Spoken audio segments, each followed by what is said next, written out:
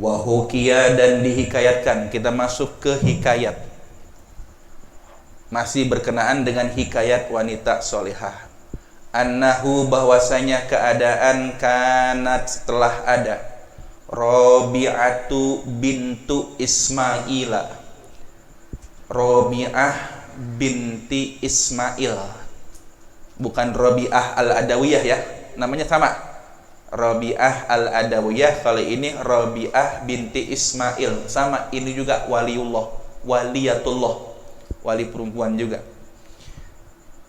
tapi tidak semasyhur Rabi'ah al-Adawiyah. Dari mana? Asyamiyah ya, Rabi'ah binti Ismail Asyamiyah, nisbatun ila Syami, sebagai nisbat terhadap negara Syam. Syam ya, sekarang Palestina, Jordania, Libanon, Syria, Suriah, itu Syam dulunya. Imra'atu Abil Husain Ahmad bin Abil Hawari. Rabi'ah binti Ismail Asyamiyah ini adalah imra'atu, istri dari Abil Husain, Syekh Abil Husain Ahmad bin Abil Hawari, min ahli Dimsyik, salah seorang dari ulama Damaskus. Min ahli Dimsyik, salah seorang dari ulama Damaskus, Syekh Ahmad bin Abil Hawari. Wa kanal Junaidu yaqul, dan telah ada Syekh Junaid al-Baghdadi, Imam Sufi, imamnya para Sufi, Al-Junaid al-Baghdadi, yaqul, beliau berkata, Ahmad bin Abil Hawari Raihanatush Syam. Masya Allah. Ini pengakuan Al-Junaid al-Baghdadi, seorang imamnya para Sufi. Ahmad bin Abil Hawari, Raihanatush Syam, adalah bunga semerbaknya negeri Syam. Raihanah artinya bunga yang sangat wangi, bunga yang semerbak. Raihanah. Nah, keponakan saya itu saya namain Raihanah Insyirah. Nah, Raihanah artinya bunga yang sangat harum semerbak. Nah, Syekh Ahmad bin Abil Hawari ini digelari oleh Al-Junaid sebagai Raihanatush Syam. Saking harumnya, harum apanya? Harum kewaliannya. Ya, begitu sangat besar namanya sampai mengharumkan negeri Syam. Nah, Rabi'ah binti Ismail Asyamiyah ini tut'imuhu ta'amat thayyibah. Tut'imuhu, memberi makan Syekh Ahmad, at-ta'amat thayyibah, akan makanan yang baik, ayil mustalidda, yakni makanan yang lezat, mustalidda. Berarti Rabi'ah binti Ismail al-Asyamiyah ini selalu memberikan makanan yang terbaik untuk suaminya, masak-masak yang terbaik untuk suaminya. Ingat, terbaik ini nggak mesti mewah. Walaupun setiap hari makan pakai ceplok telur mie rebus, tapi kalau bahagia mah, Masya Allah, rasa restoran bintang 7. Bener nggak tuh? Wa tutayyibuhu, dan memakaikannya minyak wangi. Masya Allah, dipakaiin minyak wanginya. Aitu dhammikhuhu, yakni melumurinya, dilumurin, bittibi, dengan minyak wangi. Masya Allah. Jadi Rabi'ah binti Ismail Asyamiyah ini kebiasaannya masak makanan yang terbaik buat suaminya, dan punya kebiasaan sering melumuri ya suaminya dengan minyak wangi dengan tangannya sendiri. Masya Allah. Wa taqulu lahu, nah setelah suaminya makan enak, dikasih minyak wangi, maka berucaplah Rabi'ah binti Ismail Asyamiyah kepada suaminya, li Syekhi Ahmad, yakni kepada Syekh Ahmad ibn Abil Hawari, idhab, pergilah engkau suamiku, binasyatika, dengan kerajinanmu. Nasyat itu rajin, sungguh-sungguh, binasyatika dengan segala kesungguhanmu, ai bi khiffatika yakni dengan keringananmu, wa isra'ika dan kecepatanmu, wa quwwatika dan kekuatanmu, ila ahlika kepada istrimu. Nah lo, wa zaujatika yakni istri-istrimu. Oh, masya Allah. Kok bisa begitu? Wa kana lahu imro'atun ghairuha, dan telah ada lahu pada Syekh Ahmad bin Abil Hawari imro'atun istri ghairuha selain Rabi'ah binti Ismail Asyamiyah. Amin. Rabi'ah yakni selain Rabi'ah. Yakni kana lahu telah ada bagi Syekh Ahmad itu salasun niswatin 3 istri ghairuha selain Rabi'ah. Rabi'ah plus 3 istri berarti genap istrinya 4. Ini istri yang bagaimana ini, bayangkan. Kasih makan enak, dikasih minyak wangi, dah bang, abang udah kenyang, abang udah wangi, sekarang pergi abang ke tempat bini abang yang lain. Allahu Akbar. Lah, coba ini. Di sini mah nggak ada yang mirip ini mah dah. Susah ini mah nyari contohnya. Wali ini. Ya Allah, bisa begitu ya? Udah dilayanin baik-baik, udah wangi, udah cakep lakinya, udah ganteng lakinya, disuruh ke bini yang lain. Dipersilahkan untuk mendatangi istri yang lain. Udah boleh beliau kasih makan, udah didandanin, udah cakep, udah ganteng, itu dikasih. Diberikannya kepada istri yang lain. Netizen. Mohon bersabar ya. Hati-hati. Ini lagi ngomongin waliullah nih, hati-hati ya. Wali nih, wali. Masya Allah, sungguh akhlak yang luar biasa.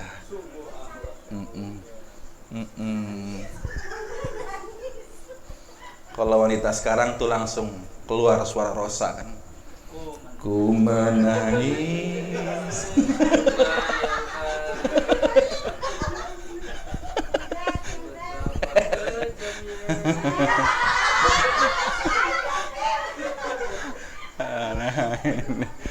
Ini akhlak wanita zaman dulu ya, masya Allah.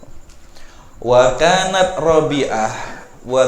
Rabi'atu hadhihi, dan adalah Rabi'ah ini tusyabbihu fi ahli Syami Rabi'atal Adawiyyata bil Basrah. Oh iya.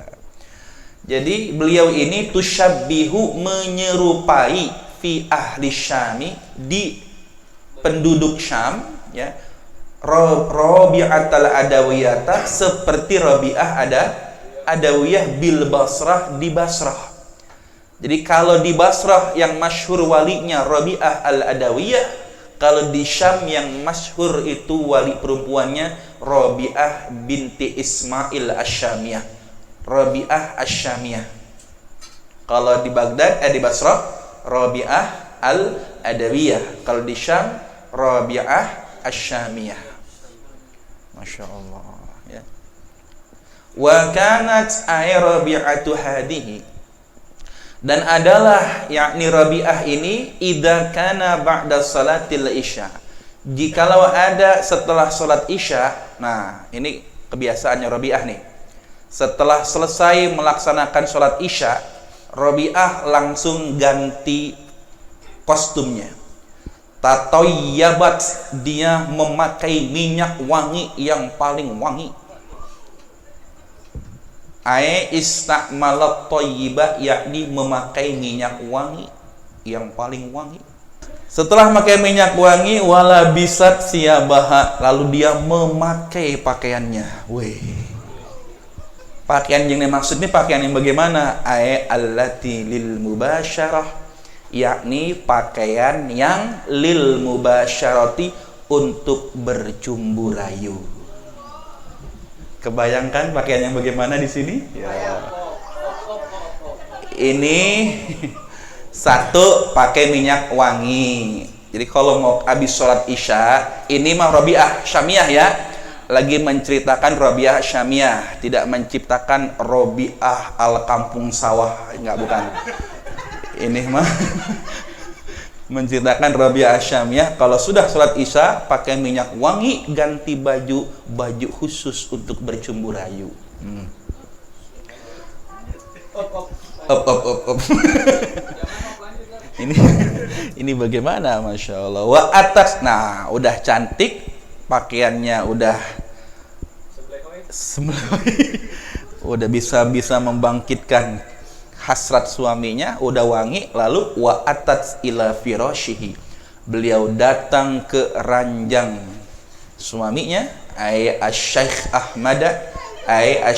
Ahmad, yaitu Syekh Ahmad. Masya Allah, datang ke ranjangnya Syekh Ahmad. Syekh Ahmad sudah terbaring menunggu. Ini mah kadang kalau belum dicolek-colekin kagak bangun. Kudu dipencet hidung kerja lama baru bangun.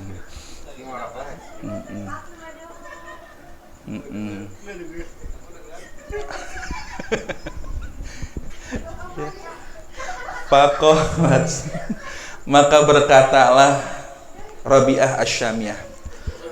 Tuh, coba. Ini akhlak sebenarnya. Jadi menawarkan diri. Alakah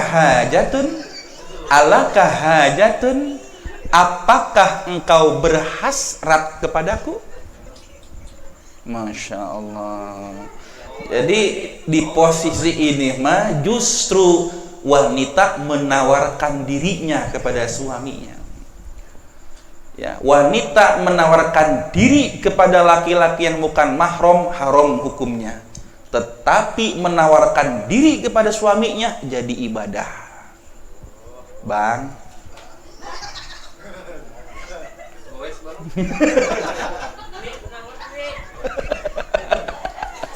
Tuh, jadi ibadah menawarkan diri.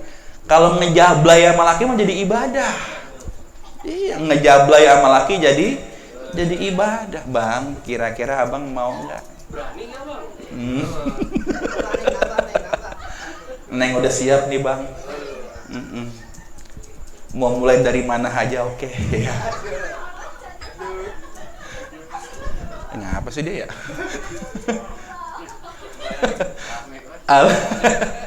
Alakah hajatun, kayak lagi ngebayangin padahal itu ya kali ya. Fi nafsi bil mubasyarati amla, masya Allah. Alakah hajatun fi nafsi bil mubasyarati amla, apakah kakanda berhasrat kepada diriku untuk bercumbu rayu atau tidak? Ditawarin Bang Nur, coba udah wangi, udah cantik, menawarkan diri lagi.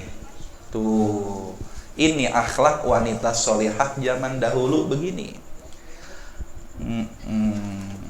Fa in kanat lahu hajatun, maka jikalau ada lahu pada diri syekh hajatun, hajat, kanat ma'ahu, maka adalah Rabi'ah ma'ahu, bersama suaminya, bersama Syekh Ahmad.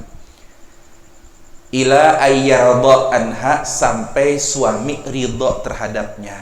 Tuh, jadi kalau suaminya kepengen, udah ditawarin dan ternyata suaminya kepengen, maka beliau bersama suaminya sampai garis finish, sampai suaminya udah ridho. Udah bang, kok datang udah aja bang? Baru mulai gitu ya. Udah bang, udah neng. Nah, berarti kalau suaminya udah bilang udah ridho suaminya, baru beliau berhenti, saudara sekalian, melayani suaminya. Masya Allah, ini gambaran wanita solehah. Sebelum suaminya selesai dengannya, dia tidak akan meninggalkan ranjang suaminya sampai suaminya benar-benar ridho kepadanya. Makanya ada istilah before play, ada istilah after play. Ya, ada pemanasan, ada pendinginan. Kagak paham rumahnya ya? Bodoh. Kalau pemanasan pahamlah ya, muqaddimatul jima. Ya, sebelum kepada acara inti, pemanasan dulu. Sudah selesai acara inti, jangan lupa pendinginan. Bagaimana pendinginan itu? Berbaring berdua bersama, saling berpelukan, saling membelai rambut. Oh. Lah iya, jangan buru-buru. Bahkan kalau perlu, aduh salah orang. Ustaz, laki saya kagak ada rambutnya. Baru ngerasa, baru nyambung dia. Iya. Ya sudah, kalau nggak ada rambutnya, rambut yang mana aja dah Bang Nur.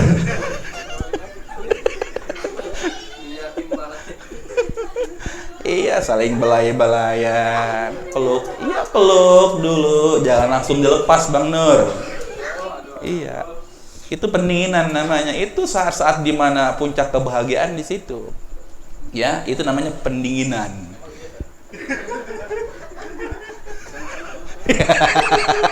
Ini udah kelar lah, jangan dinginin dulu.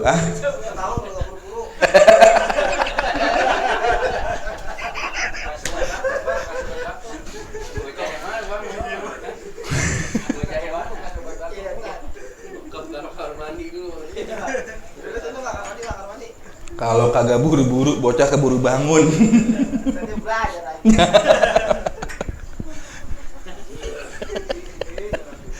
Ada. Luar biasa emang ini ya. Akhlak sampai di atas ranjang juga berakhlak gitu ya. Di situ tuh saatnya curhat kepada suami, kepada istri, istri kepada suami, di situ enaknya. Ya, di saat kondisi itu. Nah, dan gak usah lama-lama berbobot obrolannya, bersihkan diri, jangan berlama-lama, cepet-cepet. Kalau bisa mandi, mandi. Kalau tidak mandi, bersihkan kemaluan, wudu. Jangan langsung tidur. Wa illa takun lahu hajatun. Dan jikalau suaminya tidak berhajat, tidak berhasrat kepadanya, lagi nggak mood nih suaminya, padahal udah cantik, udah wangi, tapi ternyata suaminya tidak berhasrat, maka naza'at siyabaha, beliau lepaskan pakaiannya, allati kanat 'alaiha, yang mana pakaian tersebut ada padanya, dikenakannya, wahia afkharus siyabi, dan pakaian itu adalah pakaian yang paling indah. Afkharus siyab, pakaian paling indah, paling menarik yang dia pakai tuh. Jadi kalau tidur sama laki, pakai baju yang paling menarik buat suaminya. Lah ini mah pakai seragam pramuka. Tidur sama laki. Ya, pulang ngajar siang sampai malam belum dilepas tuh seragam. Ya ilah.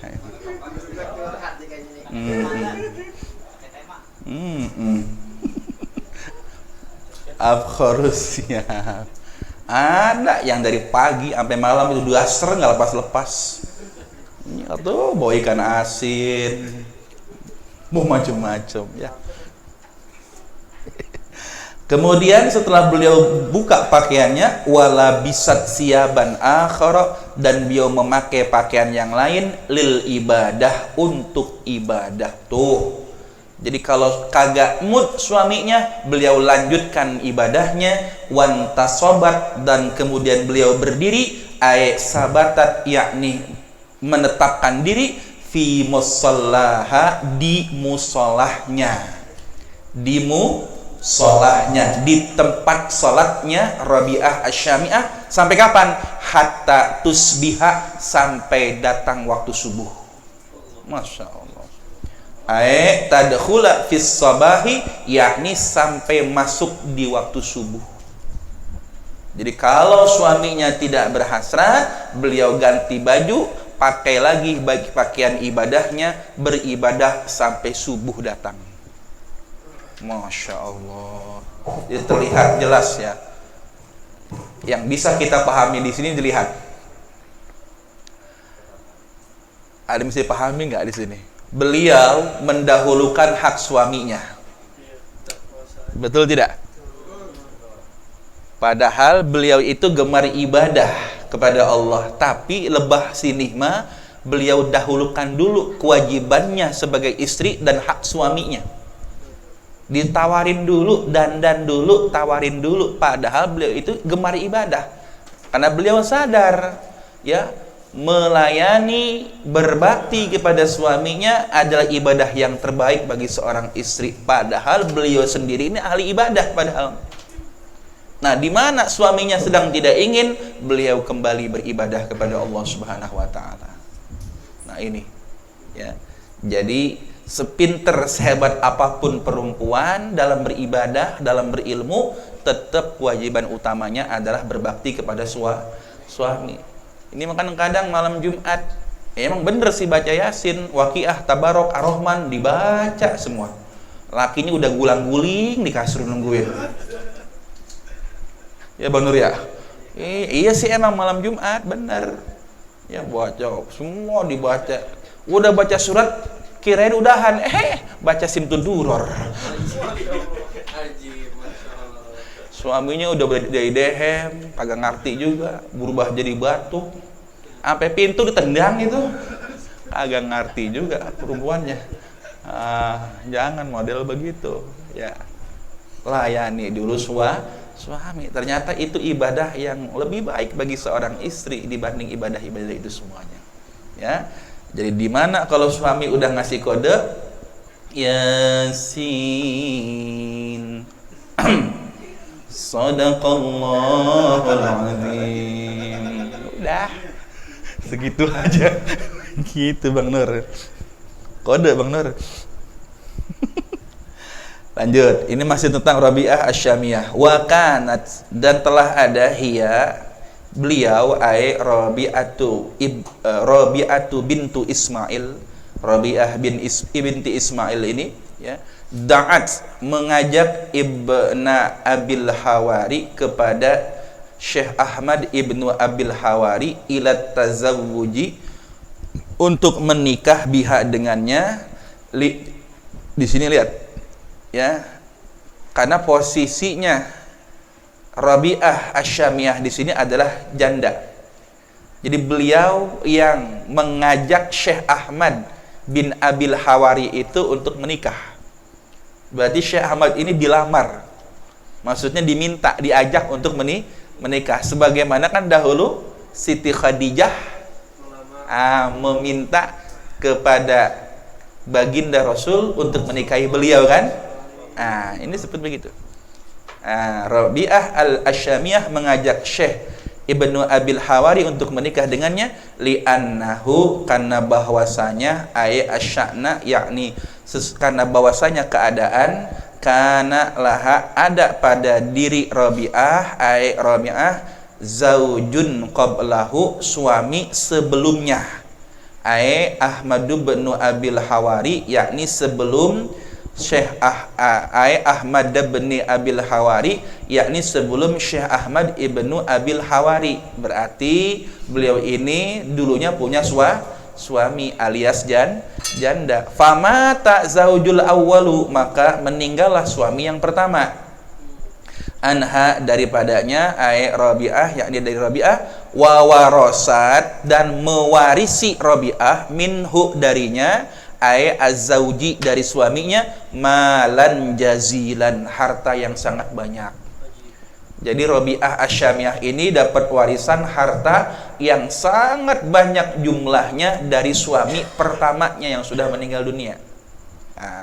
Fa'aradat, maka berkeinginan Rabi'ah min ibni Abil Hawari, dari Syekh Ibnu Abil Hawari, ayyatasadda, agar beliau bersedia, ayyatawajjaha, yakni bersedia mensedekahkan, kata kita begitu ya, bersedia untuk melakukan bersedekah, lil infaqi, untuk menafkahkan dzalikal mali, li infaqi dzalikal mali, untuk menginfakkan harta tersebut, ala ahli din, kepada ahli agama. Jadi beliau ya, wal khair, maaf, ala ahli dini, kepada ahli agama, wal khairi, dan ahli kebaikan, fi it'amin, dalam bentuk makanan, wa nahwihi, dan yang seumpama makanan. Jadi Rabi'ah Asyamiyah ini menginginkan Syekh Ahmad untuk menikahinya karena ditinggali harta yang banyak, dan beliau ingin mensedekahkannya kepada ahli agama dan ahli kebaikan. Karena beliau seorang perempuan, karena zaman dulu mah kagak ada zaman transferan, ya, duit itu ditumpuk kan, kagak ada bank. Makanya beliau tidak mau, ya, kalau beliau langsung yang memberikan itu akan riskan, banyak menimbulkan fitnah. Maka beliau menikahi seorang ulama, seorang syekh, agar hartanya bisa disedekahkan kepada orang lain. Tuh, gitu maksudnya. Mulia kalau gitu ya. Li'anna rajula, karena bahwasanya laki-laki itu aufaq, lebih layak, aslahu, yakni lebih pantas. Laki-laki itu lebih pantas untuk melakukan hal tersebut, lidzalika, untuk hal tersebut, al-infaqi, yakni menginfakkan harta. Karena beliau beranggapan bahwasanya laki-laki lebih layak, lebih pantas untuk menafkahkan harta dibanding perempuan. Jadi beliau meminta Syekh Ahmad untuk menikahinya. Wal mar'atu aqwamu a'dalu, wal mar'atu, dan perempuan itu aqwamu, bertanggung jawab, a'dalu, yakni berbuat adil, bihi, dengannya, bidzalikal infaqi, dengan infak tersebut. Maksudnya kalau perempuan mah bagian ngatur infak, mengelola infak, yang nginfakin laki-laki, yang ngejalanin laki-laki, bagian perempuan mah untuk mengaturnya. Ya, begitu ya. Kalau makanya di rumah tangga kita kan, kita yang nyari uang, manajer keuangannya bini kita, kan gitu. Kan ada istilah itu. Ustaz aja sih bener apa enggak ini, ya? Uang suami itu uang istri itu uang istri. Wah, ilaha illallah. Uang suami itu uang istri, tapi uang istri itu uang istri. Jadi uang dia mah uang dia, bukan uang kita. Tapi uang kita uang dia. Paham nggak maksudnya? Iya. Jadi penghasilan kita itu punya dia, tapi penghasilan dia bukan punya kita, punya dia. Tuh. Minta mah boleh. Kan minta. Gitu, tapi perempuan punya kewajiban ngebakti pada suami. Apa yang dia punya, apa yang dia miliki, untuk kebahagiaan suaminya dia berikan, kan gitu. Nah, tapi konsepnya uang suami itu uang istri itu uang istri.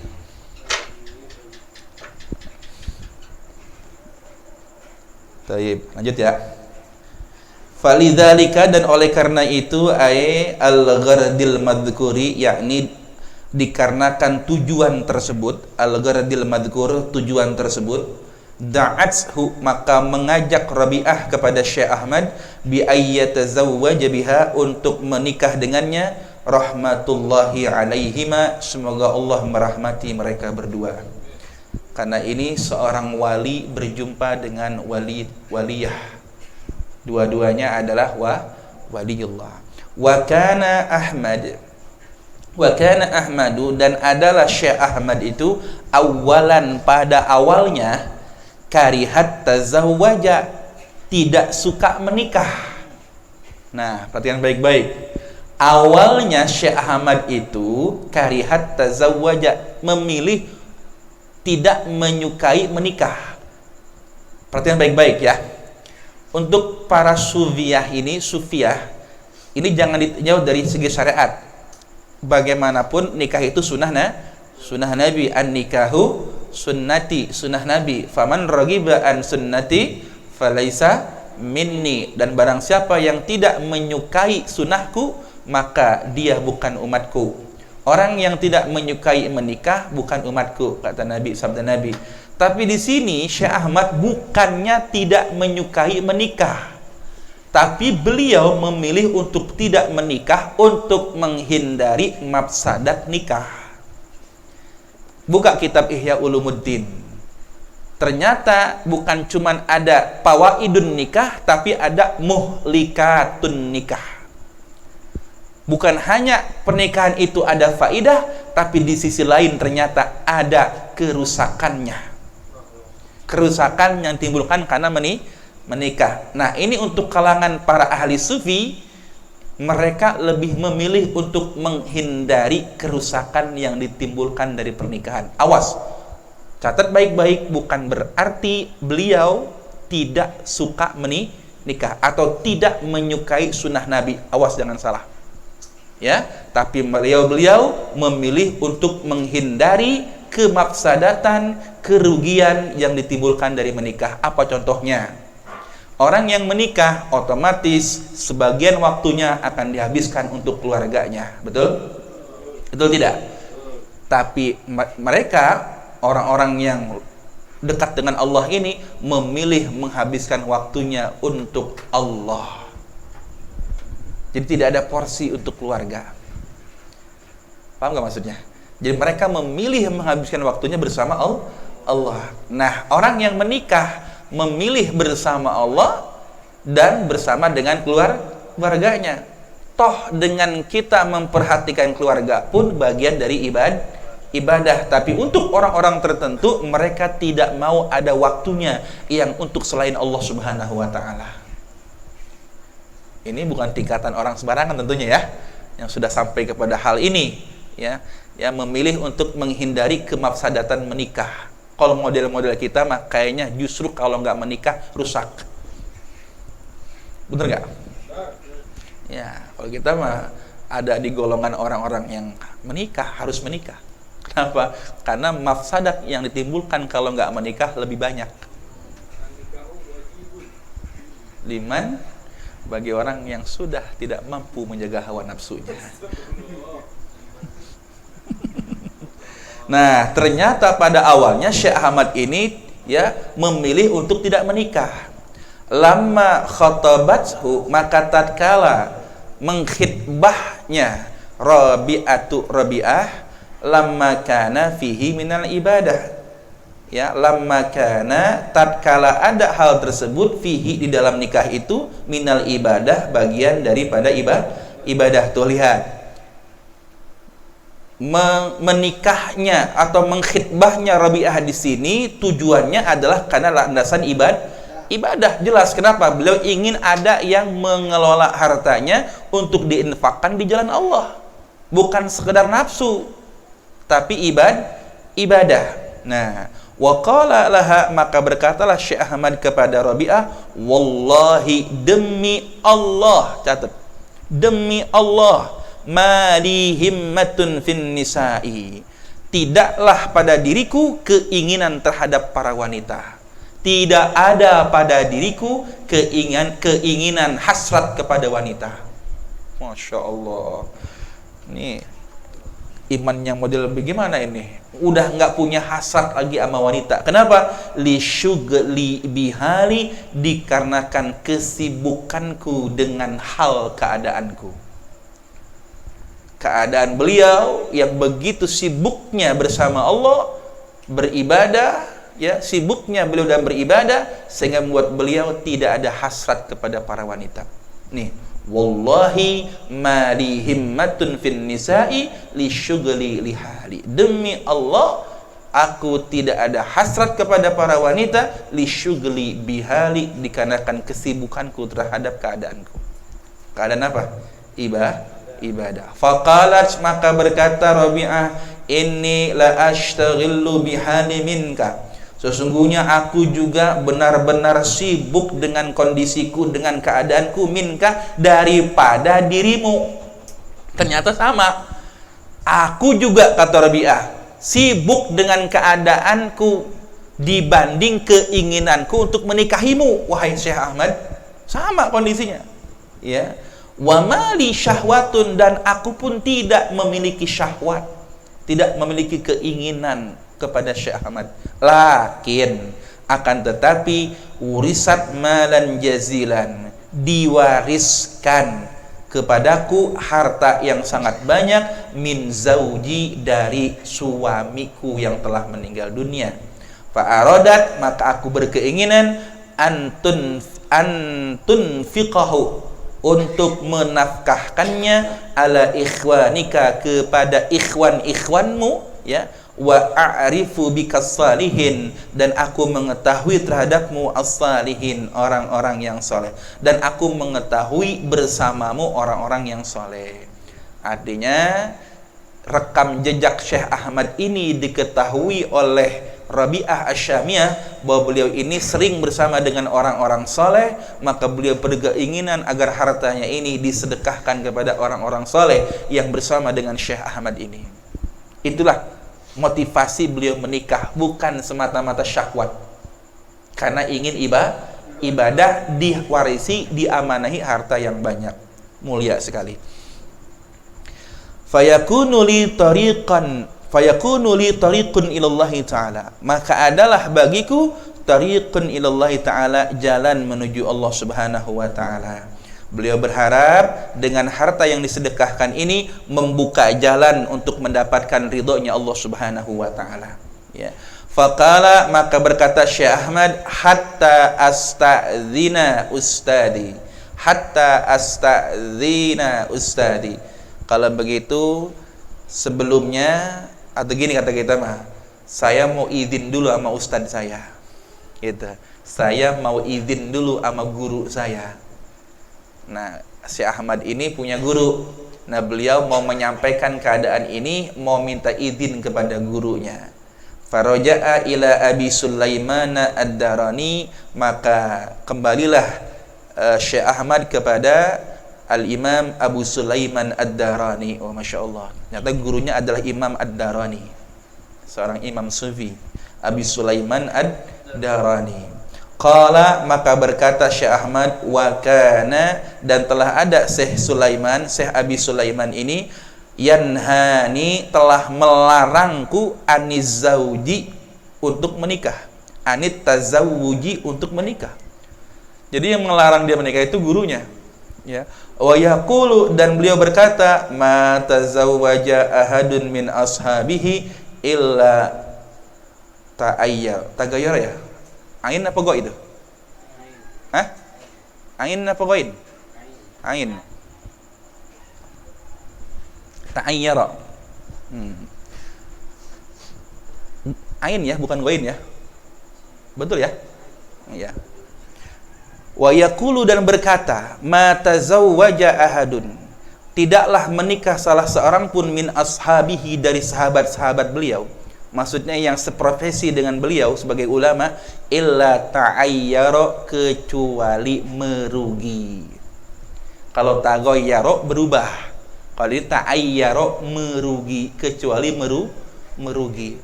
Masya Allah, lihat prinsip beliau. Kebanyakan teman-teman saya yang menikah akhirnya merugi. Kenapa? Banyak waktunya tersita untuk mengurus urusan keluarga. Awas, hati-hati nih ya. Ini persepsinya ahli sufi. Jangan benturkan dengan ahli syariat. Ini dalam persepsinya beliau.